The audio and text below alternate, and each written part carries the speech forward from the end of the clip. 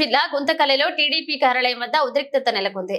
TDP అభ్యర్థి గుమ్మనూరు జయరాం ప్రకటన రావడంతో మాజీ ఎమ్మెల్యే జితేందర్ గౌడ్ అనుచరులు పార్టీ కార్యాలయం చేరుకుని పార్టీ కార్యాలయంలోని కుర్చీలు, జెండాలు, పార్టీకి సంబంధించిన పత్రాలను కింద వేసి పెట్రోల్ వేసి తగలపెట్టారు. పార్టీ కోసం కష్టపడిన జితేందర్ గౌడ్ కాకుండా ఇతర జిల్లాల నుంచి వచ్చిన వైసీపీ మాజీ మంత్రి గుమ్మనూరు జయరాం టీడీపీలో చేరగానే పార్టీ టికెట్ ను కట్టబెట్టడంపై మండిపడుతూ చంద్రబాబుపై మాటలో చెప్పలేని దూషణలు దిగారు.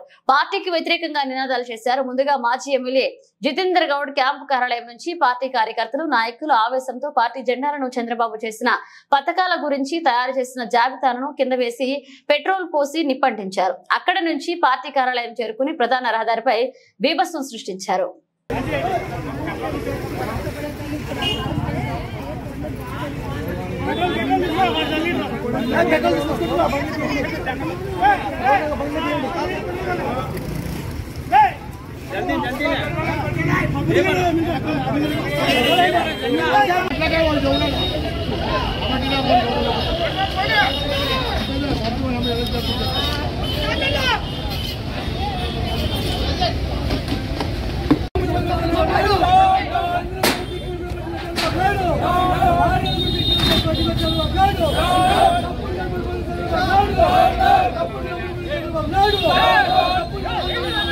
No!